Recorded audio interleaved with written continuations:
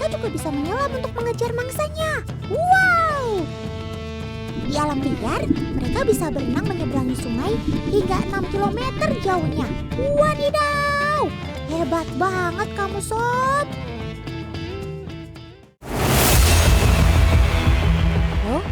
Loh? Kamu kenapa, Sob? Pasti karena terdampar akibat arus yang deras ya?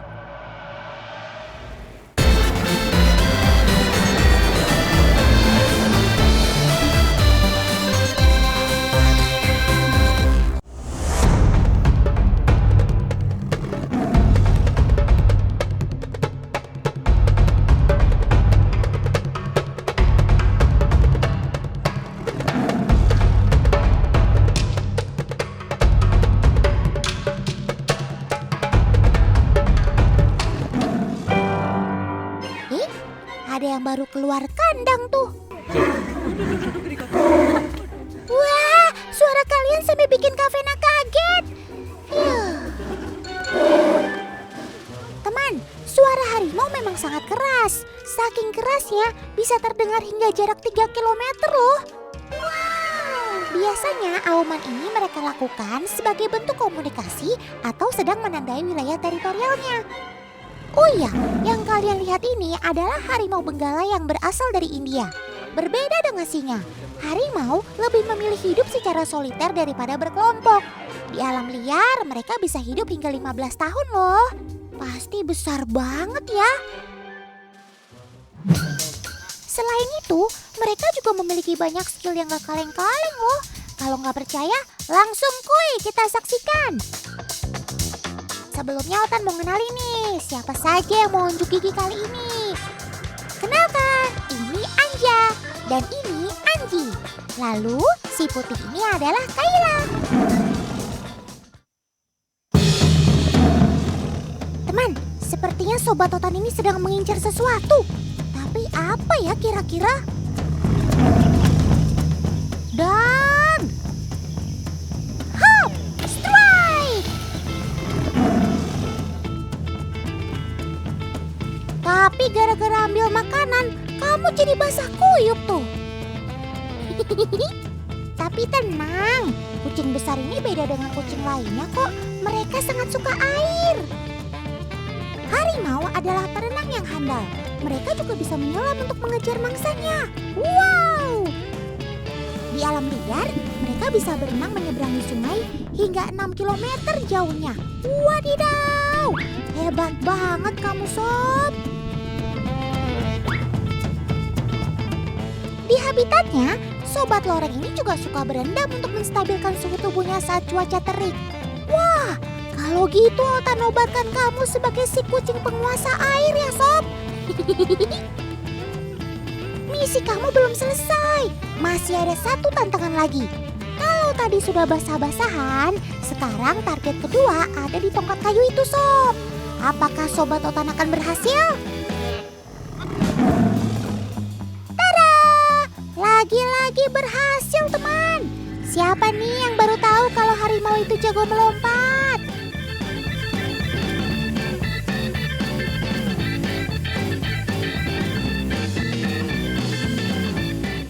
Di habitatnya, keahlian ini mereka gunakan saat mau menerkam mangsa. Lompatan harimau didukung oleh otot kaki mereka yang kuat, terutama bagian kaki belakang. Karena jika kita perhatikan, kaki belakang Sobat Otan ini lebih panjang, sehingga memberikan daya dorong tambahan saat melompat. Jadi, mau target yang tinggi sekalipun, ketika mata mereka sudah mengunci sasaran, pasti langsung hop, cuakep.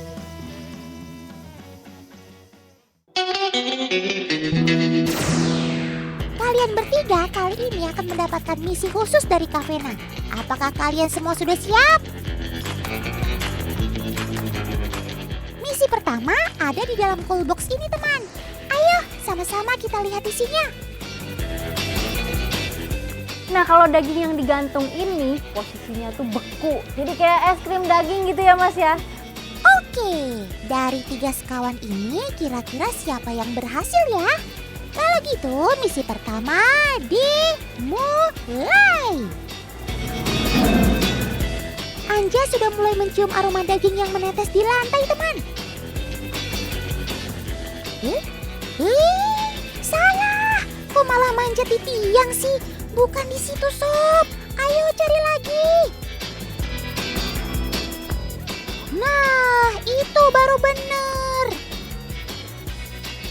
Tapi sayang sekali, dagingnya langsung direbut Kayla tuh. Kamu kurang gercep sih, Sob. Gak bisa dipungkiri, indera penciuman harimau memang sangat tajam, teman. Makanya, walau dari kejauhan, Sobat Totan ini sudah bisa mencium keberadaan daging. Ketajaman indera penciuman harimau diperkuat dengan adanya organ Jacobson pada langit-langit mulut mereka. Organ ini dapat membantu untuk mendeteksi aroma dari lingkungan sekitar, terutama saat ada mangsa atau bahaya. Mereka dapat mencium dari jarak yang cukup jauh, yaitu sekitar 1 kilometer. Luar biasa kalian, Sob.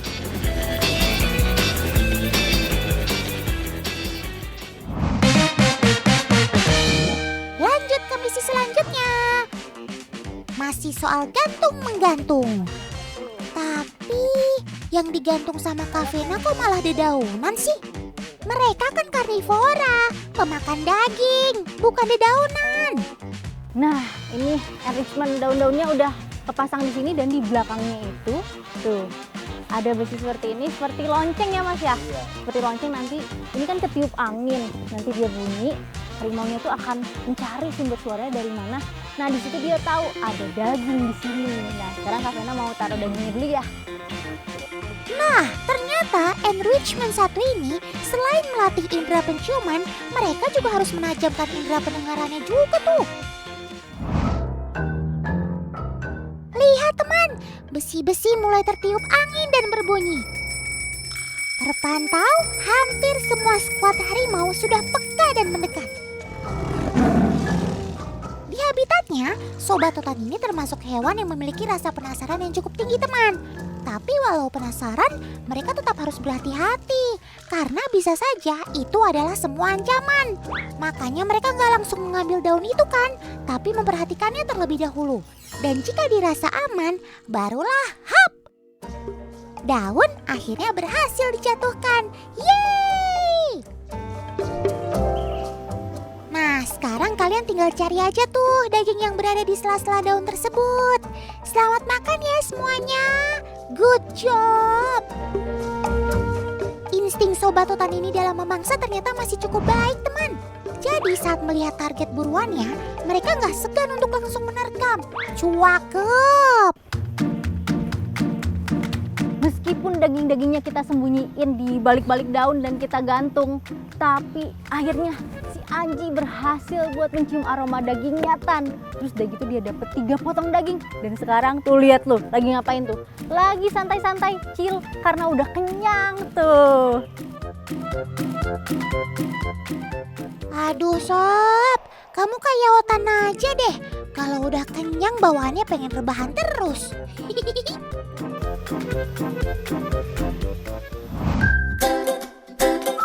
Teman, sekarang kita lihat anak-anak harimau yang masih unyu-unyu yuk. Nah ini dia, anak harimau putih. Mirip sama si Kayla tadi ya. Oh ya, harimau putih ini bukan albino ya, melainkan harimau Bengal yang memiliki warna bulu putih. Warna putih pada bulu ini bisa muncul karena harimau memiliki 2 salinan gen resesif yang sangat langka. Jadi deh keluar warna putih ini, keren! Oh iya, walau masih kecil, mereka sudah bisa menjaga wilayah teritorial mereka loh. Biasanya mereka akan menandai wilayahnya dengan urin atau cakarnya. Ngomong-ngomong soal harimau, Otan jadi ingat deh dengan salah satu kesenian Indonesia yang mencerminkan tentang gagahnya harimau. Yaps, benar. Kesenian tersebut adalah reog. Di balik topeng raksasa ini, ada 2 sosok Sobat Otan yang berperan penting. Pertama, pada bagian kepalanya menggambarkan kepala harimau, sedangkan di sekelilingnya berhiaskan bulu merak. Nah, jika digabungkan, sungguh menjadi perpaduan yang indah ya. Wah, benar benar-benar menggambarkan sifat harimau ya, kuat dan berwibawa.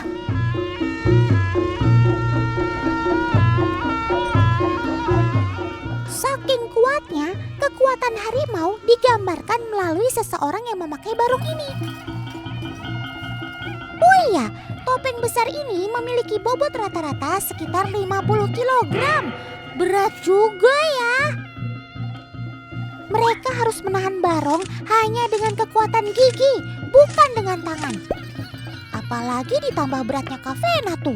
Otan gak kebayang deh.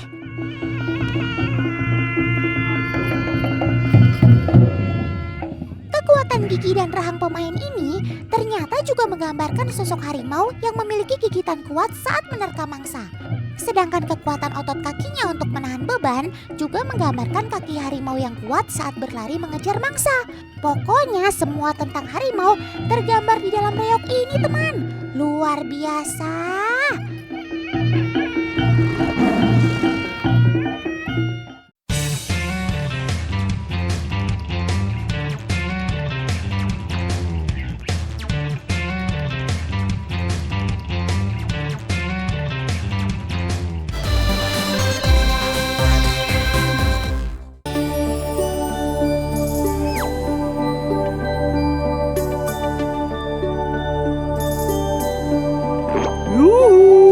Otan, lihat sepasang tungkai depanku yang serupa kaki pendayung kan? Ini yang membuatku jago berenang dan pastinya menyelam loh.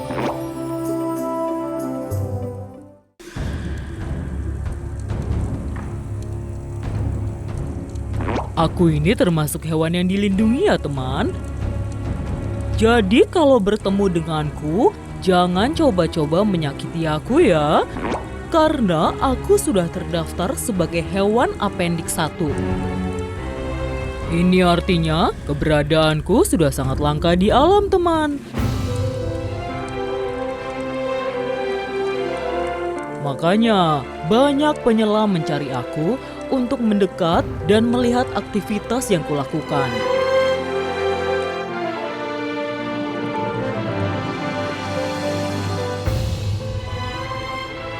Nah, ada juga yang suka menempel di tubuhku. Dia adalah ikan remora. Dia salah satu ikan yang sangat setia menemaniku kemanapun aku pergi. Saking setianya, aku merasa terganggu karena ikan remora ini hanya menumpang mencari makan dari sisa-sisa makananku.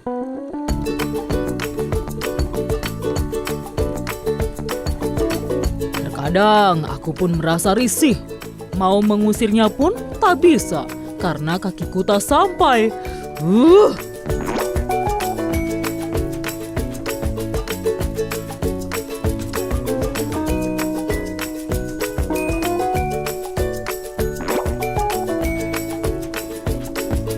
Ubur-ubur adalah salah satu makananku. Tetapi karena banyak sampah-sampah plastik di laut, aku sering merasa bingung membedakan antara plastik dengan ubur-ubur. Terkadang yang termakan olehku malah plastik.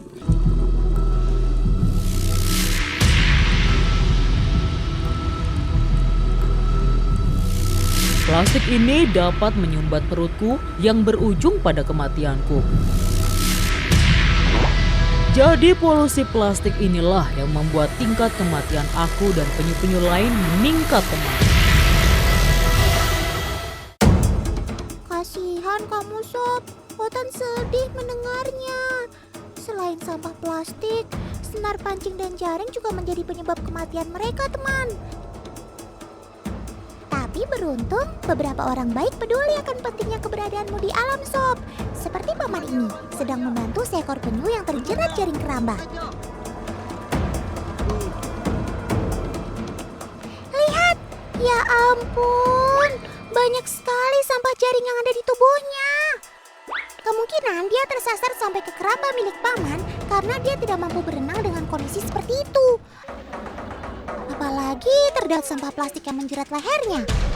Kalau tidak segera diselamatkan, Otan takut nyawa si penyu dalam bahaya. Malangnya nasibmu, Sob. Wah, syukurlah. Paman-paman nelayan di sekitar Tanjung Lesung, Banten ini langsung cepat menyelamatkan penyu itu. Ternyata kejadian seperti ini bukan hal baru bagi masyarakat yang tinggal di sekitar perairan Tanjung Lesung, teman. Apalagi di wilayah ini terdapat banyak sekali keramba, bagan, dan juga serok milik warga yang digunakan untuk menangkap ikan. Rupanya, di sekitar Tanjung Lesung terdapat satu pulau di mana penyu sering terlihat menaruh telur-telurnya. Jadi, kemungkinannya mereka terjerat sampah-sampah ini saat datang kembali untuk bertelur atau setelahnya.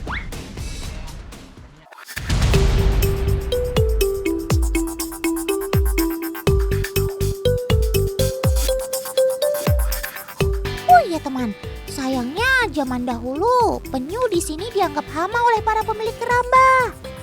Dulu juga banyak penyu di sini diburu daging dan telurnya untuk dimakan, teman. Mereka percaya adanya mitos kalau menyantap daging penyu dapat membuatnya sehat dan panjang umur. Padahal kan itu salah besar, teman. Di dalam daging dan organ tubuh penyu berpotensi mengandung parasit, bakteri, biotoksin, dan zat berbahaya lainnya. Kalau zat-zat ini masuk ke tubuh manusia, pastinya akan sangat berbahaya bagi kesehatan ya, teman.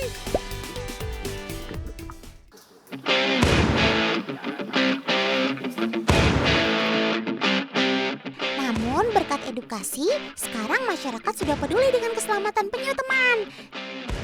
Sampai-sampai mereka membuat tempat penampungan sementara untuk penyu-penyu yang berhasil diselamatkan nelayan. Nantinya penyu ini akan dirawat dan dikembalikan ke laut kalau kondisinya sudah kembali normal. Terdapat dua jenis penyu yang ada di sini. Ada penyu hijau dan penyu sisik.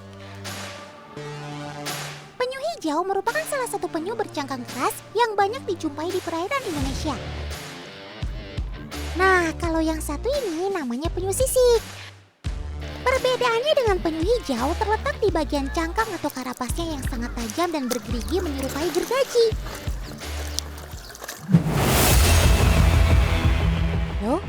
Loh? Kamu kenapa, Sob? Pasti karena terdampar akibat arus yang deras ya? Setahu Otan, mereka tidak dapat membalikan badannya sendiri.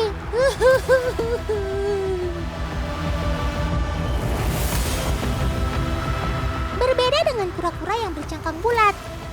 Cangkang penyu ini lebih pipih, sehingga tidak mudah untuk mereka membalikan badannya. Apalagi kepala dan sirip penyu juga tidak sefleksibel kura-kura. Ini yang membuat penyu sangat membutuhkan bantuan dari lingkungan sekitarnya. Kamu yang sabar ya, Sob. Otan akan coba cari bantuan untuk menyelamatkanmu. Kondisi penyu yang sedang terbalik ini merupakan salah satu kondisi terlemah bagi mereka. Selain tidak bisa bergerak kemana-mana, para predator juga bisa dengan mudah menyerang tanpa perlawanan. Dan kalaupun dibiarkan, penyu juga bisa mati karena kelaparan dan dehidrasi.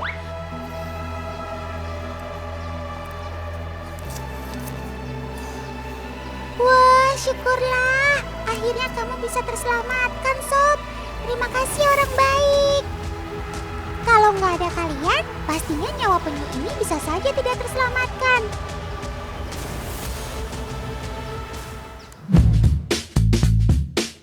Wah, sepertinya ada yang mau melepas penyu nih. Otan mau lihat ah. Berbeda dengan di daerah lain, penyu di sini dilepas kalau memang sudah siap mengarungi hidup sesungguhnya ya teman. Tidak hanya yang dewasa, anakan penyu kalau memang sudah siap mencari makan sendiri, pasti akan segera dilepas ke laut. Umumnya, anakan penyu yang sudah bisa dilepas berumur 1 bulan ke atas. Semakin dewasa, pastinya kemampuan bertahan hidupnya juga akan semakin baik. Ayo, sekarang kamu bebas, Sob. Kamu bisa berenang ke sana kemari di perairan yang luas.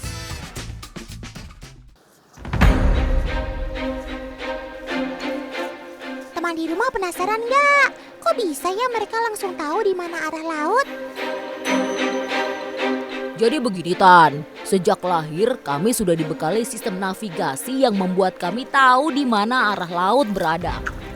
Ini dia yang membuat kami tahu di mana kami harus ke pantai untuk bertelur dan juga kembali ke laut.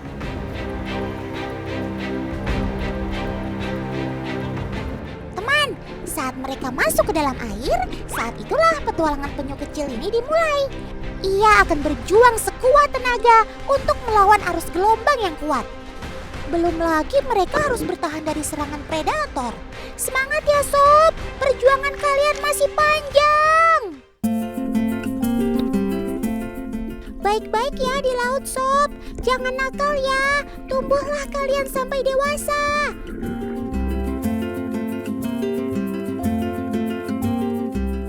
Biasanya di laut, mereka akan mengembara sampai bertahun-tahun, bahkan sampai 30 tahun. Wah!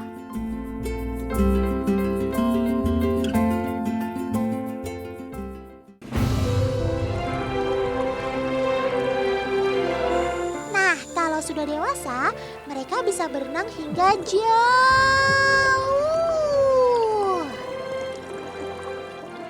Daya jelajah mereka bisa mencapai hingga 3000 km loh. Wih, itu sama dengan jarak Indonesia ke Australia dong. Rahasianya, selain pintar menahan nafas, mereka punya kaki-kaki sirip yang pipih dan lebar. Bentuk ini membuat penyu bisa bergerak bebas dan berenang cepat menghindari pemangsa.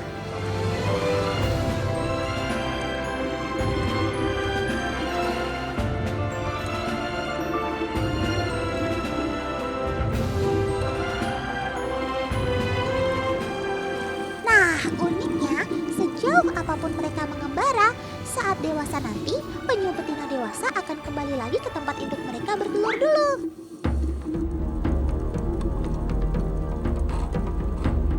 Wih, keren ya bisa ingat jalan pulang. Dari hasil penelitian, ternyata penyu mengikuti medan magnet bumi. Jalur ini bertujuan untuk menjaga mereka tetap berada di lautan yang hangat dan wilayah yang kaya sumber makanannya.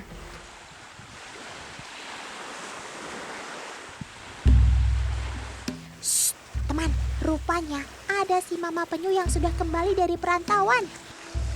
Sekarang saatnya ia untuk bertelur.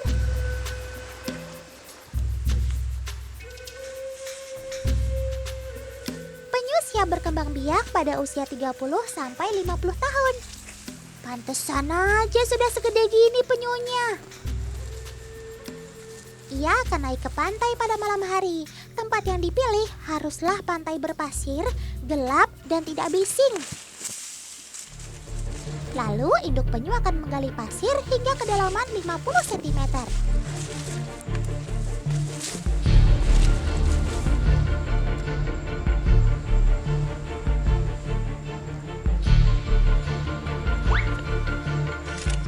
Nah teman, itu dia.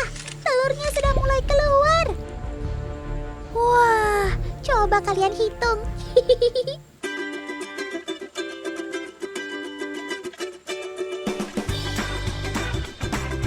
Jumlah telur si mama penyu antara 80 sampai 120 butir loh. Banyak juga ya. Ukuran telurnya kira-kira sebesar bola pingpong.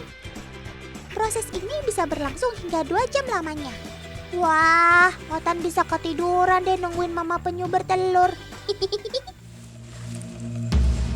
Setelah bertelur, mama penyu menggunakan sirip belakangnya untuk menimbun lubang pasir tadi. Sudah pasti tujuannya agar aman dari pemangsa. Pasir akan menjaga telur-telur ini tetap hangat teman, sampai mereka menetas nanti. Setelah proses bertelur yang melelahkan tadi, induk penyu akan berjalan perlahan menuju pantai. Ia bersiap kembali mengarungi lautan.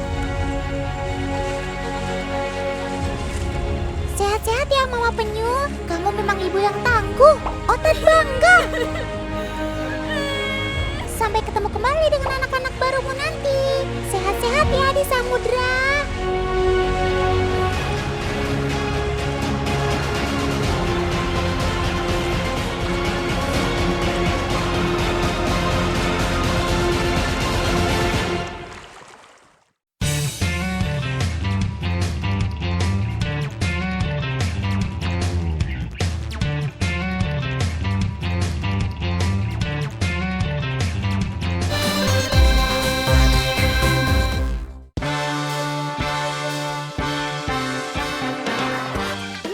Siapa sih yang gak kenal sama si ikan hias yang namanya tak pernah redup?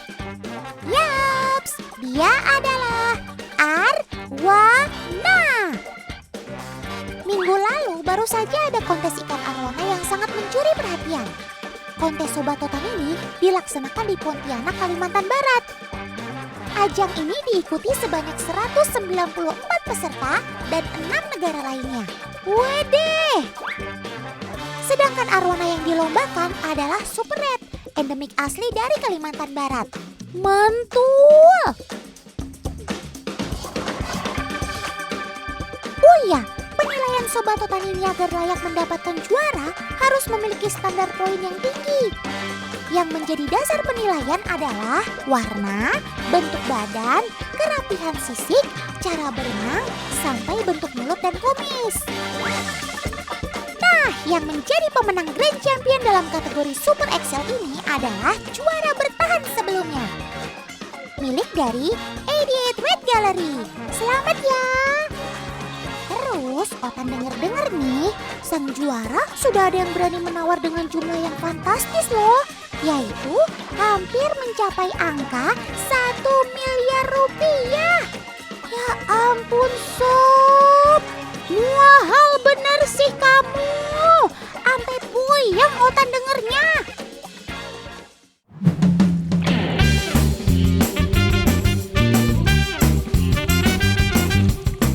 Ini dia si arwana Super Red. Cantik ya teman. Si Super Red ini bukannya jenis ikan arwana paling super dan mahal ya? Ya, betul sekali. Sesuai namanya, Super Red memiliki warna merah hampir di seluruh tubuhnya. Dari mulai ujung kepala sampai ekor. Memang benar-benar super ya Rednya. Ikan yang dijuluki ikan naga ini memang terlihat lebih anggun ya kalau warna tubuhnya merah. Kalian yang di rumah juga setuju kan?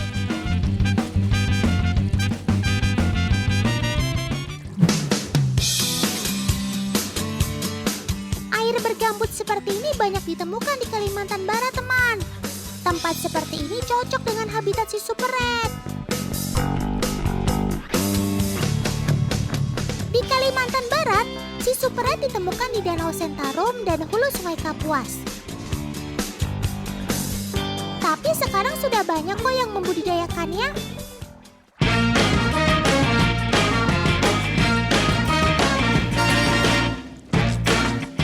Sekarang kita main-main ke salah satu tempat budidaya ikan arwana Super Red di Pontianak, Kalimantan Barat, kuy.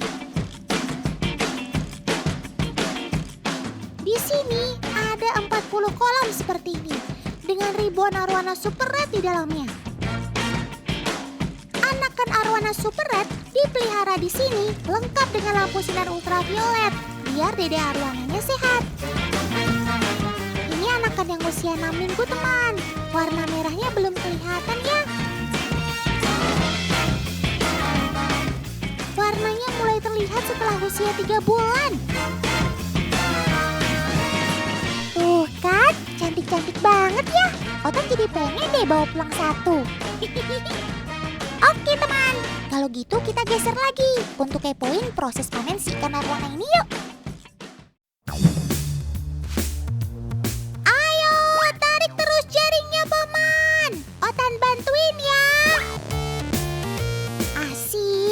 Bakalan panen ikan besar nih.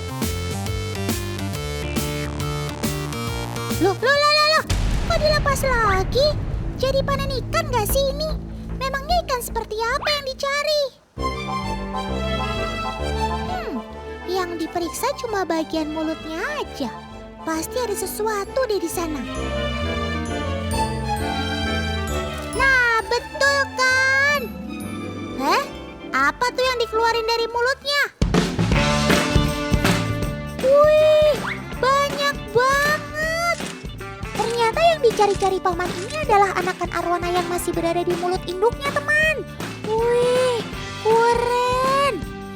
Oh iya, kalau tadi yang dilombakan itu adalah arwana Super Red, yang ini adalah si arwana Silver, teman. Si Silver ini asalnya dari Brazil, teman. Jauh juga ya. Tapi ia sudah dibudidayakan di Indonesia. Salah satunya di farm yang ada di Yogyakarta ini. Jadi yang dipanen hanya anakan saja teman. Si bayi-bayi arwana ini ada di dalam mulutnya seindukan arwana jantan loh. Istilah kerennya moth breeder. Indukan yang menyimpan anakan terlihat dari rahang yang membesar. Wih, gak nyangka deh mulutnya si papa arwana muat juga ya tampung segitu banyak anakannya. Jumlahnya bisa mencapai 80 ekor loh. Maklum saja, mulut sobat totan ini kan sangat elastis, sehingga mereka bisa menyesuaikan sesuai dengan kebutuhannya. Mau untuk menangkap mangsa oke, menampung anakan juga oke. Ya ampun, kalian imut-imut banget sih. Coba perhatikan gelembung kuning di bawah perutnya teman. Itu adalah kantung kuning telur yang berfungsi sebagai cadangan makanan, sehingga mereka tidak perlu diberi makan selama sebulan. Kantung ini nantinya akan terlepas sendiri saat ikan sudah siap untuk mandiri. Cepat gede ya sobat-sobat kecilku.